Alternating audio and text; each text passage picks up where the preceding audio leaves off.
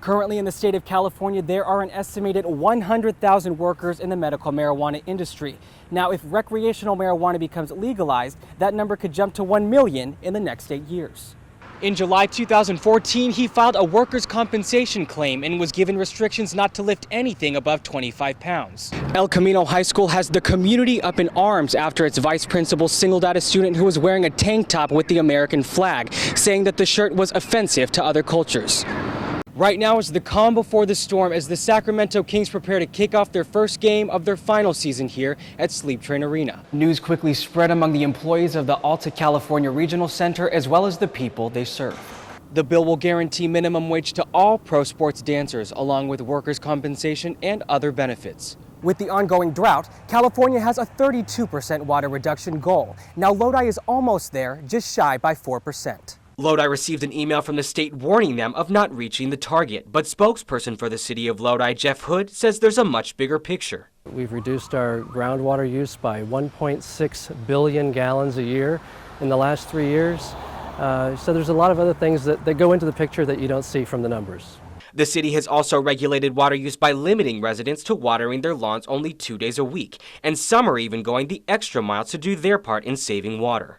I don't have any grass, honey. So you're lucky. You're one of those lucky ones. Yeah, I don't have to water my yard or nothing, but I'm doing okay. Sandra Weaver loves grass, but when she couldn't maintain her lawn during the drought, she came up with an alternative. Trying to keep this area green, it was just kept dying on me, so I just tore it all out and trying to put bricks in and make my mom's house look pretty. Lodi currently has a water conservation team that monitors residents who don't follow the watering guidelines, and Lodi's Public Works Committee plans to increase the consequences for those who aren't doing their share in conserving water. One thing that our Public Works Department will be bringing to the City Council Tuesday for kind of an advanced look is to escalate some of the fines for our frequent water wasters. Lodi public officials realize they could be doing better in terms of saving water and are hopeful that they will soon be well within the water conservation goal. In Lodi, Bryan Siruno, ABC 10 News. With the anticipation of the new arena here in downtown Sacramento, the city is expecting some major changes. And in order to keep up with these new developments, city officials believe that transportation needs to change as well. They're calling this Sacramento 2.0. It was really our opportunity to look at the downtown grid and try to make sure that we're planning or creating a vision for a transportation network that really serves all modes and not just cars. These proposed changes include adding more bike lanes, revamping the bus system, and even converting several one-way streets to two-way operations. We've been working on this for a little over a year now. We've gotten a lot of stakeholder input, and it was ripe time for us to bring it out to the general public to get some feedback. These plans are an effort to make transportation downtown safer and easier to navigate, accessible to both locals and visitors alike.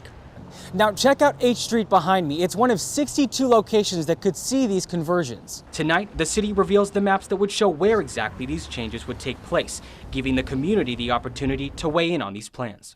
You see bikers biking the wrong way on a one-way or on the sidewalk, so allowing space on the street is really good for that. I think it might be a little bit confusing for people because it took me a while to get to know how to drive down here. The city hopes to polish these plans before Sacramento 2.0 is presented to City Council in 2016. So what about funding?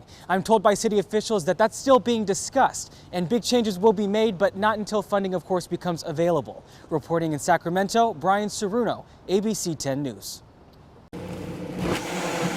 Elizabeth Wallner juices every day. It's one of the many ways she attempts to battle stage 4 colon cancer that spread to her liver and lungs. Doctors gave her 18 months to live. That was 4 years ago.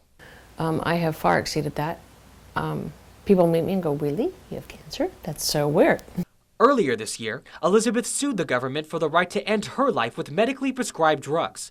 The Right to Die bill gives her the option of choosing to die peacefully, so that her son doesn't have to see her suffer during her final moments. But to watch me struggle for breath, to watch me writhe in pain, those are not the memories I want for my son. Governor Brown recently signed the Right to Die bill, but it won't take effect until at least next year. Elizabeth's co-plaintiff, Christy O'Donnell, she doesn't have that much time. It is likely with the golf ball-sized tumor in my lung that I'll drown in my own fluids.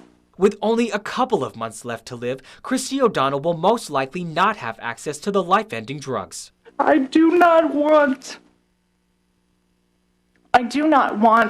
to see my daughter watching me gasp for air. Last spring, Christy testified before the California Senate Health Committee in favor of the Right to Die bill.